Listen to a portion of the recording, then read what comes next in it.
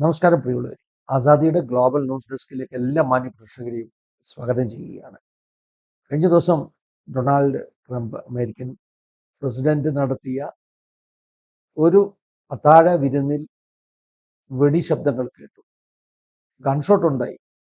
അതായത് ട്രംപ് ഇരുന്ന ആ ഒരു ബാൾ റൂം, ആ ഒരു ഹോളിലല്ല, അതിൻ്റെ തൊട്ട് മുകളിലത്തെ നിലയിൽ വരെ ആക്രമി എത്തി. ഈ വാർത്ത കാട്ടുതീ പോലെ പരക്കുകയായിരുന്നു. ചില വീഡിയോകൾ ഞാൻ കാണുവാനിടയായിട്ടുണ്ട്. ഡൊണാൾഡ് ട്രംപിന് നേരെയുള്ള വധശ്രമം എന്ന പേരിൽ നമ്മുടെ മലയാള മാധ്യമങ്ങളിൽ വരെ വന്ന വീഡിയോകൾ. ആ വീഡിയോകൾക്ക് താഴെയുള്ള കമന്റുകൾ വായിച്ചപ്പോൾ എനിക്ക് ചിരി വന്നു. നമ്മുടെ മലയാളികളുടെ ഒരു പ്രതികരണ രീതിയെക്കുറിച്ച് എനിക്ക് രണ്ട് വാക്കുകൾ പറയണമെന്ന് തോന്നി. അതൊക്കെയാണ് ഈ ഒരു സെഷനിൽ നമ്മുടെ ഈ ന്യൂസ് ബുള്ളറ്റിൻ എനിക്ക് പറയാനുള്ളത് എന്ന ഈ പങ്ക്തിയിൽ ഞാൻ ചെയ്യുവാൻ ആഗ്രഹിക്കുന്നത്. ഡൊണാൾഡ് ട്രംപിന് നേരെ വധശ്രമം ഉണ്ടാകുന്നത് ആദ്യമായിട്ടൊന്നുമല്ല. 2024 അദ്ദേഹത്തിന്റെ തെരഞ്ഞെടുപ്പ് ക്യാമ്പയിൻ നടക്കുമ്പോൾ 2 പ്രാവശ്യം അദ്ദേഹത്തിന്റെ നേരെ വെടിയുതിർത്തതാണ്. ഒരു പ്രാവശ്യം അദ്ദേഹത്തിന്റെ കാതിൽ മുട്ടിയുരുമി ആ ഒരു വെടിയുണ്ട കടന്നു. ശരിക്കും ഡൊണാൾഡ് ട്രംപിനെ കുറിച്ചുള്ള എൻ്റെ അഭിപ്രായം മാറിയ ഒരു കാഴ്ചയായിരുന്നത്. ട്രംപിനെ ദൈവം രക്ഷിച്ചതാണ് എന്ന് ആളുകൾ പറയുമ്പോൾ അത് അങ്ങനെ തന്നെയാണെന്ന് ചിന്തിക്കത്തക്കവണ്ണം അത്ര അത്ഭുതകരമായിരുന്നു ആ വെടിയുണ്ടയുടെ യാത്രയും ട്രംപിന്റെ അത്ഭുതകരമാകുന്ന ആ ഒരു രക്ഷപ്പെടിയിലും. എന്താണെങ്കിലും ഇത് 3ാമത്തെ തവണയാണ് ട്രംപ് നിൽക്കുന്നതിൻ്റെ അടുത്ത് വെടിയുതിർക്കുന്നത്. ഇപ്രാവശ്യം ഫലപ്രദമായിട്ട് ട്രംപിന്റെ സെക്യൂരിറ്റി കാർ ഈ ആക്രമി ട്രംപിന്റെ മുറിയിലെത്തുന്നതിന് മുമ്പേ തടഞ്ഞു. മെറ്റൽ ഡിറ്റക്ടറിൽ തന്നെ ഈ തോക്ക് ഡിറ്റക്ട് ചെയ്തപ്പോൾ തന്നെ അവർ അദ്ദേഹത്തെ കീഴടക്കിയാണ്. ആ മനുഷ്യൻ കുറെ വെടികൾ ഉതിർത്തു. ഈ സെക്യൂരിറ്റി ജീവനക്കാരിൽ ഒരാൾക്ക് പരിക്കേറ്റു. ഇത്രമൊക്കെയാണ് വാർത്തകളിലൂടെ നമുക്ക് കാണുവാൻ കഴിഞ്ഞിരിക്കുന്നത്. കാൾ തോമസ് അലൻ എന്ന് പറയുന്ന ഒരു 31കാരനാണ് ഈ ഒരു പ്രവൃത്തി ചെയ്തത്. അദ്ദേഹം ഒരു നല്ല ക്രിസ്ത്യാനിയാണെന്നൊക്കെയാണ് പറയുന്നത്. അപ്പോൾ ആളുകൾക്ക് ചോദ്യം ഉണ്ടാകും, ഈ നല്ല ക്രിസ്ത്യാനിയാകുന്ന അല്ലെങ്കിൽ പള്ളി പോകുന്ന ക്രിസ്ത്യാനി, ക്രിസ്ത്യൻ ആക്ടിവിറ്റീസിൽ വളരെ ആക്റ്റീവായിട്ടുള്ള ഒരു ക്രിസ്ത്യാനി എന്തിനാണ് ഈ ക്രിസ്ത്യാനികളുടെ ഒരു ഹീറോ ആയിട്ടുള്ള ട്രംപിന് നേരെ വെടിയുയർത്തത് എന്നൊരു ചോദ്യം ഉണ്ടാകും. അമേരിക്കക്കാരുടെ ചില പ്രത്യേക വിശ്വാസങ്ങളുണ്ട് കേട്ടോ, അതിലേക്ക് ഞാൻ വരാം. അതിനു മുമ്പ് ഇതിനോട് ചേർന്ന് പറയേണ്ട മറ്റൊരു വാർത്തയുണ്ട്. ബെഞ്ചമിൻ നെതന്യാഹുവിനെ കുറിച്ച്. ഈ 2 ആളുകൾ തമ്മിലുള്ള ഒരു അടുപ്പം, അതുപോലെ തന്നെ നമുക്കറിയാം ഇപ്പോൾ ഇറാനുമായിട്ടുള്ള യുദ്ധത്തിൽ സഖ്യകക്ഷികളായി നിൽക്കുന്ന ഇസ്രയേലും USA അതിന്റെ നേതാക്കന്മാർ ട്രംപും നെതന്യാഹുവിനെ കുറിച്ചും ഈ കഴിഞ്ഞ ദിവസം, അതായത് ഏപ്രിൽ മാസം 24-ാം തീയതി 2 ദിവസങ്ങൾക്ക് മുമ്പ് ഒരു വാർത്ത വന്നു. നെതന്യാഹുവിനെ കുറിച്ച് വന്ന വാർത്ത, നെതന്യാഹുവിന് ക്യാൻസർ ആയിരുന്നു.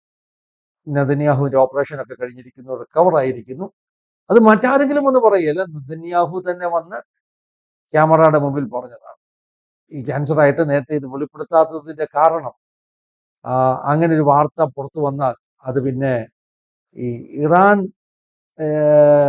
ആളുകൾ, അതായത് പണ്ടും നെതന്യാഹുവിനെ 2 ദിവസത്തെ കണ്ടില്ല എങ്കിൽ നെതന്യാഹു തട്ടിപ്പോയി എന്ന് പറഞ്ഞ് പ്രൊപ്പഗണ്ടയൊക്കെ പ്രചരിപ്പിക്കുന്ന ഇറാനിലെ ആളുകൾ ഈ ഒരു വാർത്ത ഉപയോഗിക്കും. മറ്റൊരു പ്രൊപ്പഗണ്ട വീഡിയോ ആയിട്ട് അത് പുറത്തു വരും എന്നൊക്കെ ഉള്ളത് കൊണ്ട് രഹസ്യമായിട്ട് വെച്ചിരിക്കുകയായിരുന്നു. എന്താണെങ്കിൽ അദ്ദേഹത്തിന്റെ ട്രീറ്റ്മെന്റ് ഒക്കെ കഴിഞ്ഞു, സർജറി കഴിഞ്ഞു. പ്രോസ്ട്രേറ്റ് ക്യാൻസർ ആയിരുന്നു.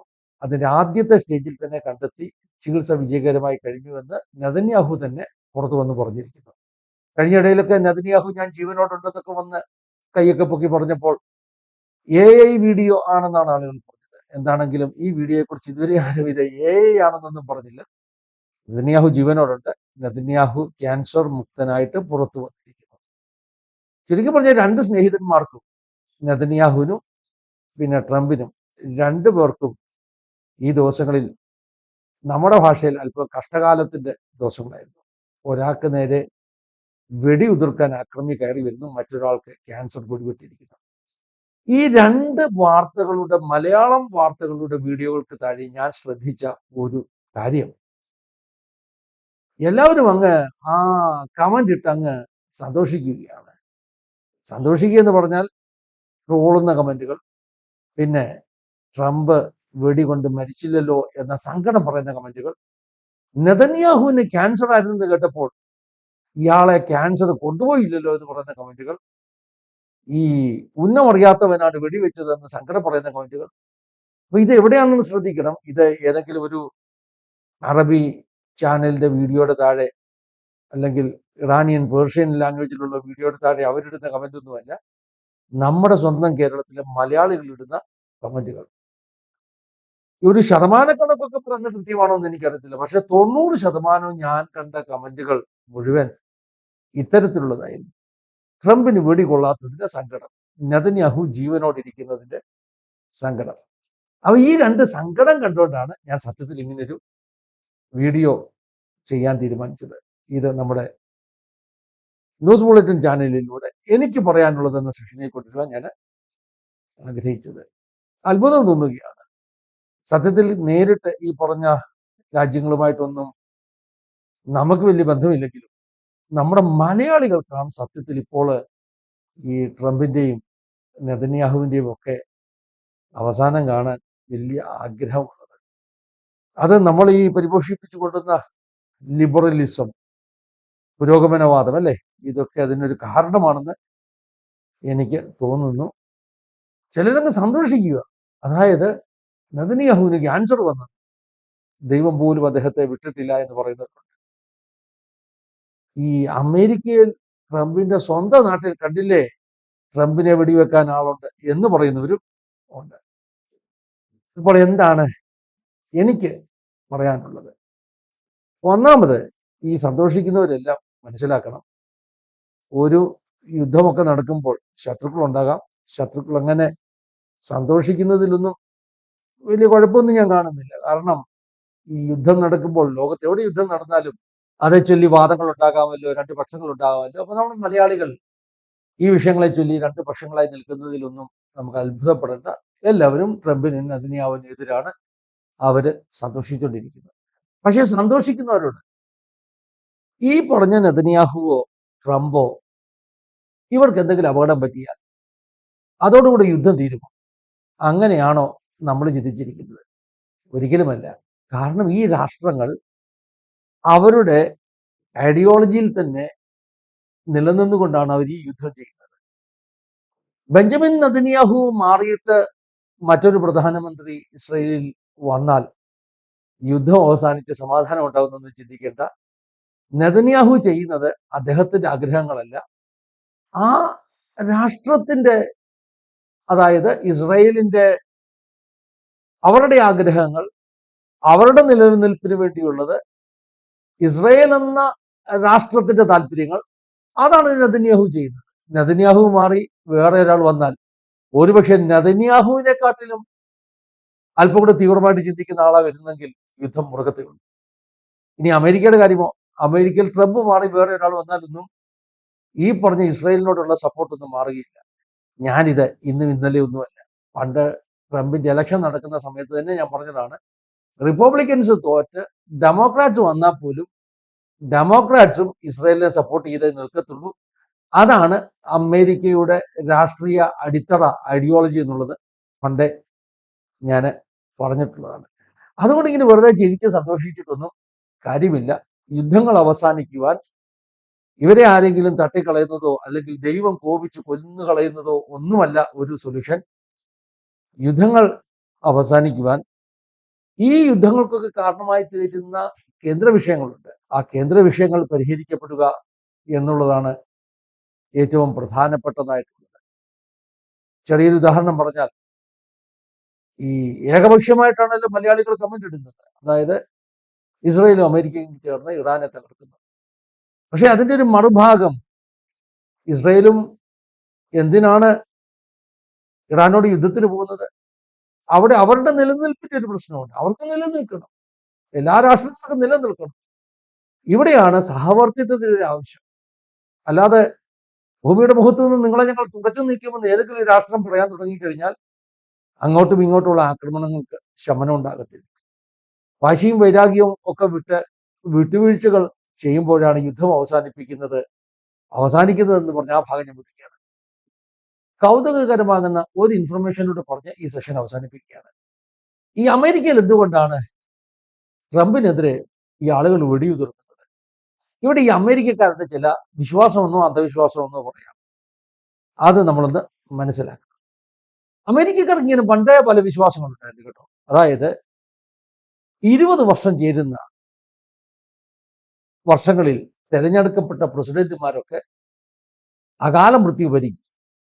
അതായത് 20 വർഷം തികയുമ്പോൾ തിരഞ്ഞെടുക്കപ്പെടുന്ന പ്രസിഡന്റുമാർ അകാല മൃത്യു വരിക്കും, അല്ലെങ്കിൽ കൊല്ലപ്പെടുമെന്ന് പണ്ടേ അമേരിക്കക്കാർക്ക് ഒരു വിശ്വാസമുണ്ട്. അത് റെഗുലറായിട്ട് അങ്ങനെ സംഭവിച്ചുകൊണ്ടിരിക്കുകയായിരുന്നു. അപ്പോൾ ഏതെങ്കിലും ഒരു പ്രസിഡന്റ് അദ്ദേഹം തിരഞ്ഞെടുക്കപ്പെട്ടത് 20ന്റെ ഗുണിതങ്ങളാകുന്ന ഒരു വർഷത്തിലാണെങ്കിൽ ഏതെങ്കിലും ഒരു അമേരിക്കക്കാരൻ പറയും ഈ വിശ്വാസം നിലനിന്നേ പറ്റത്തുള്ളൂ, അതുകൊണ്ട് ഞാൻ തോക്കെടുത്തോട്ട് പോവുക, അവനെ വെടിവെക്കാൻ പോവുക.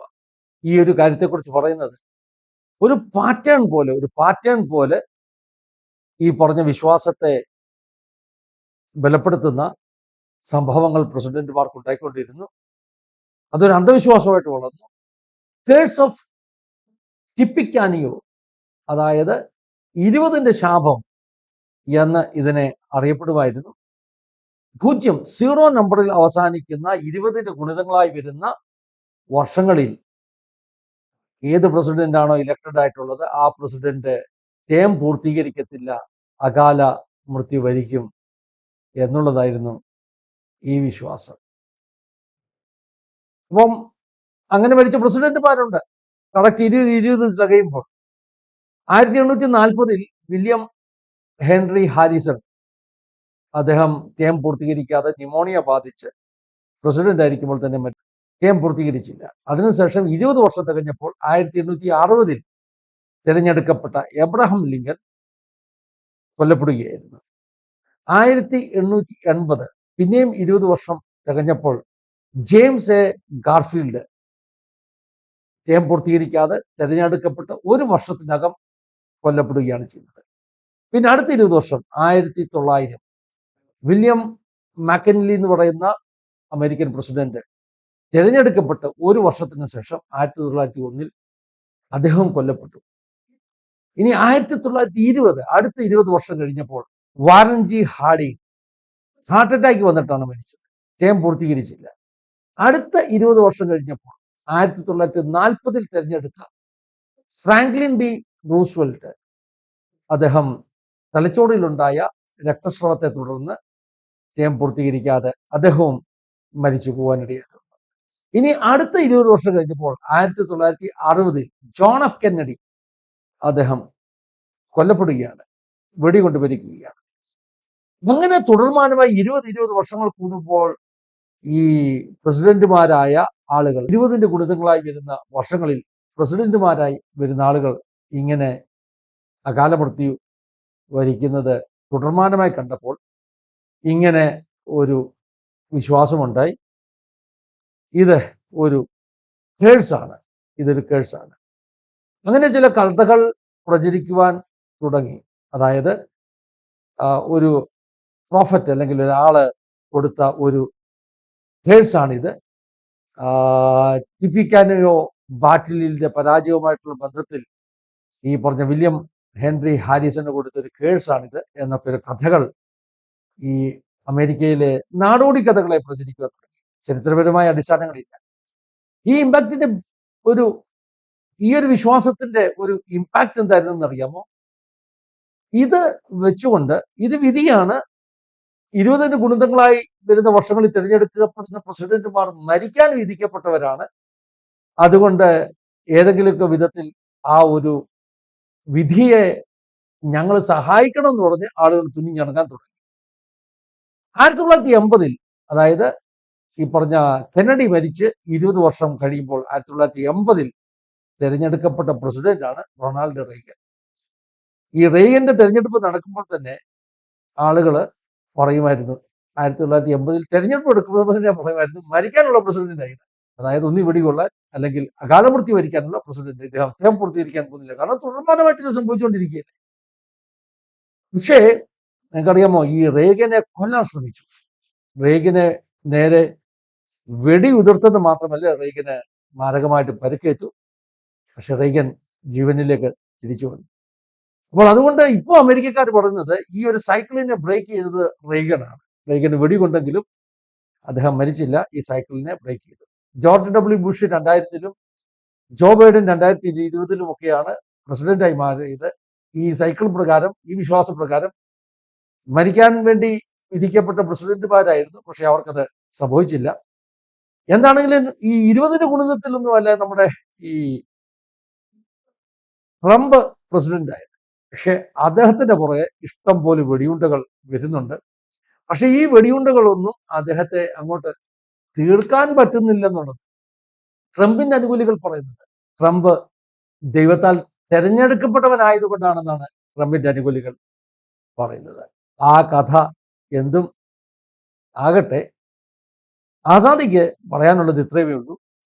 ഈ അമേരിക്കയുടെയും ഇസ്രായേലിന്റെ പോളിസികളൊന്നും അവരുടെ ഒരു നേതാവിനെ അടിസ്ഥാനപ്പെടുത്തിയുള്ള പോളിസികളല്ല. പിന്നെ ചിലരത് കുറച്ചുകൂടെ ഊർജത്തോടെ ബലത്തോടും കൂടെ അത് ഇംപ്ലിമെന്റ് ചെയ്യുന്നു. ബുഷ് തുടങ്ങിയ യുദ്ധം അല്ലേ, അടുത്ത ആള് ഒബാമ വന്നപ്പം വരെ ഈ പറഞ്ഞ അഫ്ഗാനിസ്ഥാനിലും ഇറാഖിലും ഉണ്ടായിരുന്ന സൈനിക പ്രസൻസ് ഒക്കെ നിലനിർത്തുകയാണ് ചെയ്തത്. കാരണം അത് അമേരിക്കൻ പോളിസിയാ. റിപ്പബ്ലിക്കൻസ് ആയാലും ഡെമോക്രാറ്റ്സ് ആയാലും അവർക്ക് അടിസ്ഥാനപരമായി അവരുടെ രാജ്യത്തിന്റെ പോളിസീസ് ഉണ്ട്. അതിലൊന്നും വലിയ മാറ്റം വരുത്തിയിട്ടില്ല. പിന്നെ നമുക്ക് ഇങ്ങനെ പറഞ്ഞു ചിരിക്കാം. എനിക്ക് അത്ഭുതം തോന്നിയത് നമ്മുടെ മലയാളികൾ എല്ലാവരും ഒരു കെട്ടാണല്ലോ എന്ന ഒരു ചിന്തയാണ്. അത്രയും പറഞ്ഞുകൊണ്ട് ഈ ന്യൂസ് ബുള്ളറ്റിനോട് അവസാനിപ്പിക്കുകയാണ്. ദൈവം എന്നെ സഹായിക്കട്ടെ, എനിക്ക് ഇരിക്കട്ടെ. God bless you all. Have A wonderful day.